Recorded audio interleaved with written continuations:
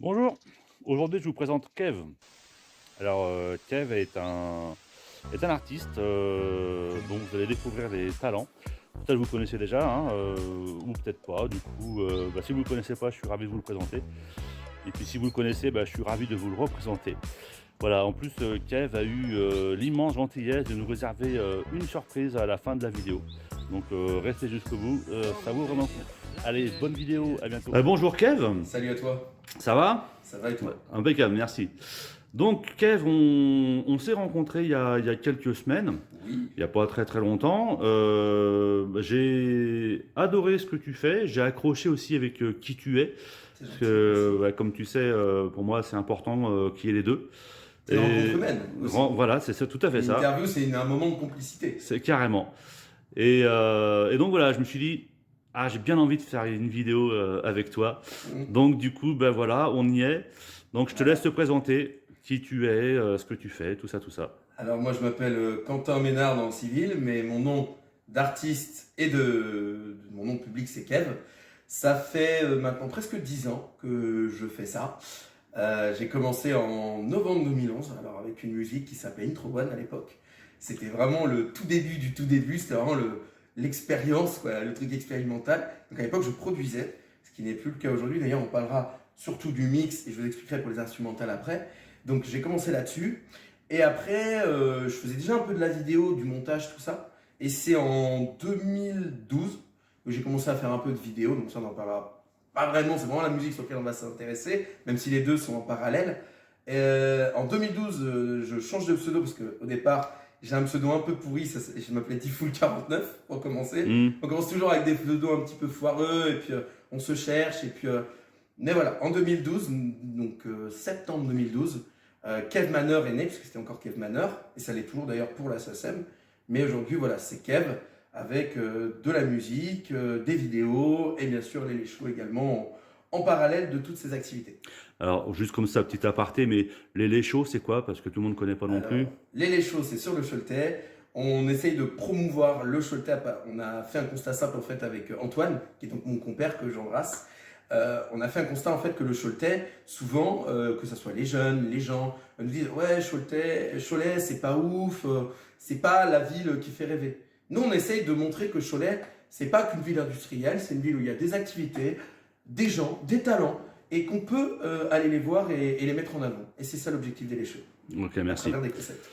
Euh, Moi, il y a un petit truc voilà, qui m'a frappé chez toi, c'est tu vas me dire si je me gourre, on se connaît pas non plus hyper bien, on va pas mentir aux gens, Bien sûr. mais il me semble que tu as 25 ans, Je vais arriver sur 25 ans. c'est ça, tu as 25 ans, et je me suis dit merde, putain, 25 ans, alors moi du coup j'ai l'impression d'être hyper vieux à côté, mais Avec 10 ans, ça fait vieux maintenant. non, non, mais 10 ans, ça fait vieux, et ouais, t'as une vision des choses, je trouve. À 25 ans, je me suis dit, bravo. Enfin, j'avais pas la même vision en gros quand j'avais 25 ans, t'as compris. Euh, et donc Kev, alors, Kev, donc tu l'écris, alors je sais pas si c'est une importance ou pas, mais K.E.E. Point V. Ouais, c'est ça. Hein. Alors c'est Hmm. pour styliser un petit peu le nom, parce que Kev tout court, en général, les gens vont pas le retenir. Fait que si tu mets K.E.V, déjà les gens ils se disent ah, là il a tenté un truc, un petit effet de style, et puis de base je voulais faire un petit acronyme, sauf que ça ne marche pas, donc je le dévoilerai pas publiquement, mais je voulais faire un acronyme, mais c'est raté. D'accord.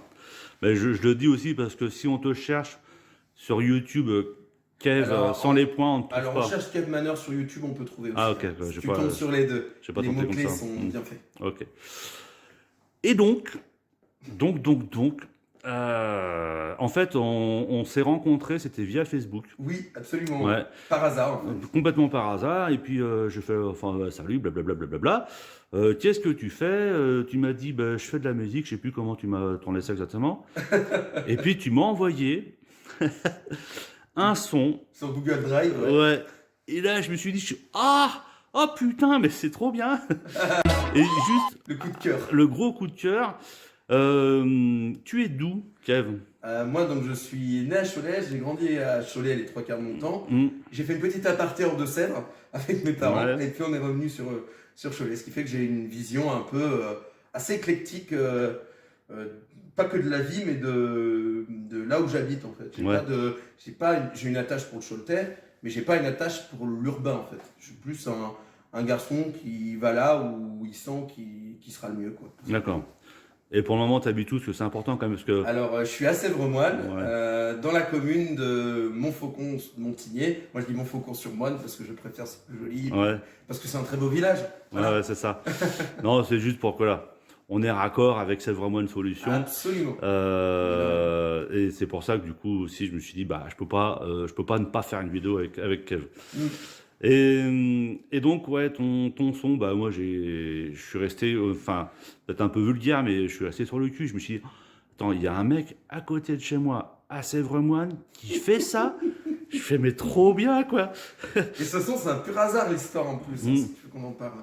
C'est Ouais. vraiment le hasard. C'est-à-dire que, en fait, ce qui s'est passé pour raconter vraiment l'histoire, j'ai fait des vidéos donc, sur ma chaîne YouTube La Rétro.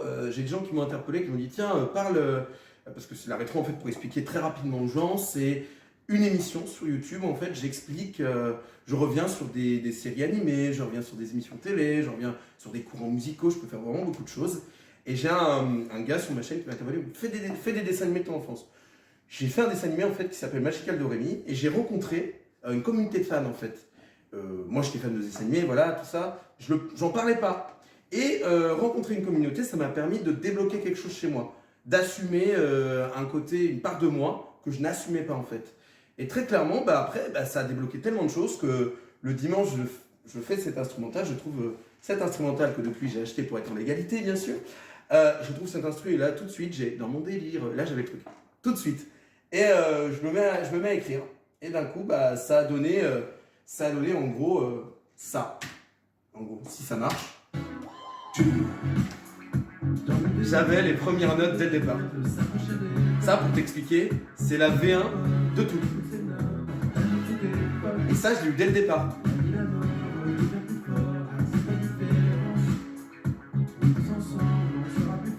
Bien sûr, là, c'est sur le logiciel, donc c'est pas masterisé, donc c'est assez étouffé, mais les premières notes, je les avais dès le départ. Et après, bah, tout le reste est venu après, quoi. Et je me suis dit, bah, de quoi tu peux parler dans mon délire? Bah, va jusqu'au bout du truc. Va jusqu'au bout du truc et fais l'inverse, prends tout à contre-pied, en fait. Et je me suis dit, bah, faut tout prendre à contre-pied, il faut dire que voilà, la politique, ça n'a pas existé, les guerres n'ont pas existé. En fait, c'est vraiment se dire, on est dans un univers parallèle, quoi, très simplement. Et en même temps, inconsciemment, j'arrive à encore faire ce que je faisais avant, c'est-à-dire toujours ce que j'ai fait avec elle, dénoncer. Mais je dénonce inconsciemment avec de l'humour, avec de la bonne humeur, et au final, bah, ça passe différemment. Et ça, c'est un message vraiment subliminal, en fait. Ouais, non, mais c'est vrai qu'en plus de ça, bah, il y a l'intro. Je fais, oh la vache, mais c'est vraiment trop classe. Puis après, bah, effectivement, il y a les paroles, tu commences à chanter. Ouais. Et puis, une chanson, enfin, on entend souvent les paroles, on les écoute pas toujours. C'est vrai. Et puis là, j'ai dit, bah, entends, mais surtout écoute. Et puis je me suis dit, mais en plus, ce qu'il dit, c'est pas con, quoi. Donc, j'ai voulu être très subliminal, en fait, dans mon délire, et puis vraiment marquer une différence avec ce que je faisais avant, qui étaient des sons plutôt très dark, très conscients aussi, mais très dénonciateurs, mais très tristes, en fait. Il n'y avait pas ce côté bonne humeur, tout ça, justement parce que je m'assumais pas tellement envers moi-même, donc forcément, je pouvais pas le faire en public, c'était pas possible, donc je rusais, en fait. Là, vraiment, je suis allé droit au but avec dans mon délire. Droit au but et avec ce que j'aime faire, c'est-à-dire mon côté un peu foufou, mon petit délire, mais garder quand même ce sérieux en disant on va dénoncer, mais d'une autre manière. Tout simplement. Ouais. Et puis tu as fait le clip il n'y a pas longtemps. C'est ça. Qui tourne un peu, ouais. Tout à fait. Ouais, avec mon équipe d'Elécho aussi. Ouais, c'est ça, ouais. Et puis ben, voilà, quoi. Ouais, Kev, à Montfaucon. Donc, Montfaucon sur Moine, Montigné, comme on veut. Mais sur Sèvres-Moine, quoi. Alors, ça va peut-être te paraître complètement con ce que je vais te dire, mais moi, j'ai 44 ans et je me dis, ben voilà, il y a un petit gars là, à 5 minutes de chez moi, qui fait ça. Alors après, donc la chanson s'appelle Dans mon délire. Ce qu'elle va le devenir. on ne sait pas. Non, ça c'est Mais- les gens le public qui fera C'est ça. la chose. Mais de toute façon, bah, si on n'essaie pas, on ne sait pas. Et C'est puis, ça. voilà. Et puis c'est aussi l'idée de, bah, si je peux t'aider un temps soit peu avec mes moyens à te faire connaître, Bien sûr. bah voilà, c'est cool. Et puis il n'y a pas de raison de toute façon. Et puis Ça va bien se passer. voilà. Et puis tu t'éclates de toute façon à faire ça. Ah, Donc c'est du plaisir, voilà. faut pas se prendre au sérieux, faut être sérieux sans se prendre au sérieux. Exactement. Impeccable. Et tu nous montres un petit peu comment ça se passe ou pas Alors, bah, pour t'expliquer, donc je montrais un petit peu tout à l'heure, donc très simplement, là comme je t'expliquais, donc ça c'est vraiment... Attends, je vais me rapprocher un petit peu. Vas-y. Hop. Donc voilà à peu près sur le logiciel sur lequel moi je vais travailler en termes de son. Donc comme je vous expliquais, l'instrumental, ça fait longtemps que j'ai pas produit, que j'ai fait ce qu'on appelle du beatmaking. Ça fait longtemps que j'en ai pas fait, donc je maîtrise plus trop, il faudrait que je m'y remette. Mais on est en train de voir avec quelqu'un de ma famille pour éventuellement, ou mon cousin, si on pouvait se remettre à ça en famille, parce que c'est beaucoup mieux. On a à peu près les mêmes idées. Donc ça c'est autre chose. Donc l'instrumental elle est là, en gros sur ta ligne d'instrumental ici. En gros là tu as plusieurs voix.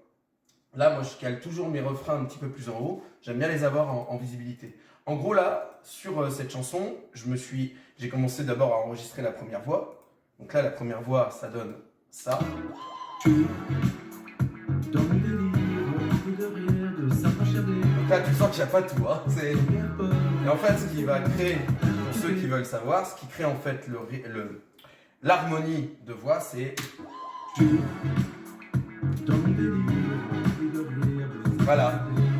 Faut Faut en faire deux en fait pour en faire une. Hein. faut en fait, faut vraiment, moi je dis souvent à des copains artistes qui commencent, je leur dis, déjà faut sortir vos tripes et surtout, mettez plusieurs voix quoi. Le truc c'est qu'un refrain, faut que ça pulse, faut que ça envoie. Et donc si tu veux, il faut absolument qu'il y ait plusieurs voix. Moi j'en préfère en mettre 2 plutôt que 10. Il y en a, ils vont mettre beaucoup de voix. Moi je préfère en avoir 2 que trop. Parce que trop, tu vas noyer le poisson comme on dit. Donc c'est pas bon.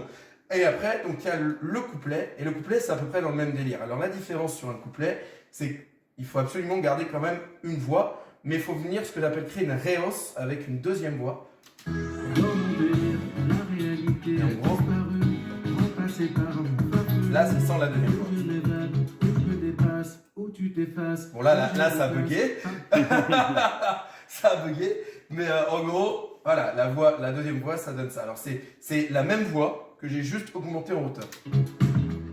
On l'entend pas parce qu'elle est vraiment très basse. Et après, moi, je joue beaucoup aussi.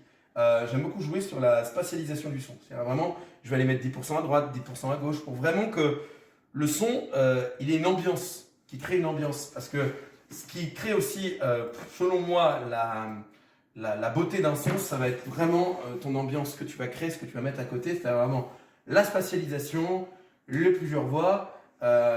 Après voilà, moi je suis pas un grand professionnel du son, je suis pas un ingé son, donc moi je fais vraiment ça en indé, donc c'est vraiment fait comme moi je le ressens, c'est-à-dire à chaque fois à chaque son j'évolue quoi, vraiment il y a une différence à chaque fois. Et je peux présenter un autre son, ça serait pas mal, ça peut donner un exemple si tu veux, et puis donner une petite exclue à ceux qui nous regardent. Vas-y, C'est vraiment une solution. Ah ça donne envie. Eh, la classe. Ah la classe, ils sont durs. Oh là Une là. exclue, Je c'est vais vous vraiment une présenter un son solution. en exclusivité sur C'est vraiment une solution. Petite Merci. exclue pour vous. Ça s'appelle Flash. Il sortira le 7 septembre 2021. Alors pourquoi le 7 septembre? Tu m'aurais posé la question. Je pense derrière C'est toi. ça. Donc c'est pour laisser vraiment aux gens le temps de découvrir mon univers, de découvrir le Kev nouveau déjà. Et puis parce que sur le projet de ce deuxième album, donc ce deuxième projet musical, je veux me laisser du temps en fait. Je veux pas aller trop vite, je veux que l'album soit abouti, je suis très perfectionniste. Donc je veux vraiment que les gens aient un album vraiment cohérent, complet et très sympa à écouter. Donc quitte à mettre, tu vois, des sons à chaque fois, tu vois, en promotion, c'est-à-dire promouvoir un son, tu vois, tous les 6 mois, bah, ça peut être une possibilité. Ok. Alors, donc sur Flash, en fait, pour vous expliquer un petit truc, et là c'est pareil, ça vous donne aussi le travail aussi des fois en mixage, tout ça, en réalisation de son. Là par exemple, il y a ce passage.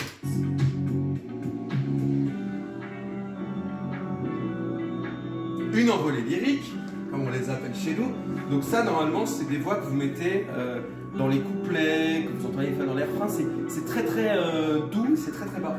Et là bizarrement, je l'ai mis dans mes couplets, dans mes refrains, je ne trouvais que ça me passait pas. Et donc je me suis dit, bah j'ai un pont musical, est-ce que je ne mettrais pas dessus? Et quand je l'ai mis dessus, tout de suite je me suis dit ça passe bien. En plus c'est un endroit où si tu veux, tu as vraiment, tu vois, une impression que tu as plein d'influences en fait sur ce passage-là. Tu as une influence années 80, années 90, années 2000, et je trouvais que c'était intéressant de mélanger tout ça et de mettre juste une voix qui passe comme ça.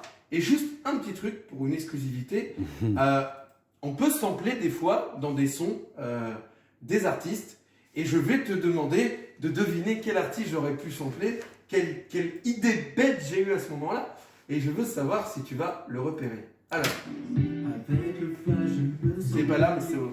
Faites là. c'est mon quotidien. C'est vraiment samplé sur un artiste. Ah, très- ça, oui, ça me dit quelque chose. Nanana, comme ça. C'est une chanson des années 80. Justement, je voulais vraiment être dans l'idée d'un côté funk, un peu années 80. Et là, vraiment, j'adore sampler mes sons. Faut savoir un truc, c'est qu'il y a beaucoup de sons que je fais, même depuis mes débuts. Il y avait un son qui s'appelait Dance With Me en 2013 et j'avais samplé, alors c'était débile, j'avais samplé sur une chanson de Dorothée, tu vois, ou la menteuse. J'avais samplé comme ça. Mais là, c'est quoi à ton avis? Ah, je sais pas, les années 80, j'étais pas né, moi, Kev. Alors, bah, moi non plus, moi non plus. Non, là, c'est Sting, c'est une chanson de Sting des années 80. Et, d'accord. et c'est après, je me dis, mais j'ai samplé sur un artiste et je cherche. Et là, je tombe sur une playlist Spotify des années 80, je dis, ah, c'est Sting! Ah ouais! Et je trouvais ça tellement sympa, tellement un bel hommage. Alors, il est pas mort, hein, c'est un clin d'œil pour le coup. Et je trouvais tellement sympa de sampler les sons. Et je le fais depuis mes débuts. J'adore sampler les sons. Je trouve que c'est une belle référence. Alors, les gens pourront me dire, oui, c'est du plagiat, c'est de la copie. Non, c'est juste rendre hommage aussi à la musique. Mais on peut avoir son propre style tout en samplant les sons. Et donc, celle-ci, bah, je vous laisserai la découvrir le 7 septembre 2021. On essaiera de faire un clip aussi original que dans mon délire, mais on vous en dit pas plus. Ouais, non, de toute façon, je vais mettre le lien, enfin, si t'es OK. Ouais, pas de soucis. On peut les donner. En si dessous tu veux. ma vidéo, ouais, tu me les donneras, je mettrai les clips, tout ça. Voilà. Et puis, bah, en tout cas, c'était un réel plaisir. J'ai adoré faire cette vidéo avec toi. Et puis, bah voilà, que les gens s'éclatent, en fait, sur ton délire. Voilà, et puis qu'ils aillent voir. Ils ont les réseaux sociaux, Twitter, C'est ça. Facebook, Instagram, YouTube. C'est juste, dernière question. Comment tu définis ton style musical? Je t'avais posé la question, donc moi j'ai la réponse, mais... Je suis très, très, très éclectique, parce que j'écoute vraiment de tout pour t'expliquer. Mais ça vient de mes parents, pour t'expliquer. Mes parents, pour te faire une référence, on pouvait passer de Daddy DJ à Francis Cabrel. Donc vraiment, c'est très, très, très, très vaste. Et donc j'ai plein d'inspirations.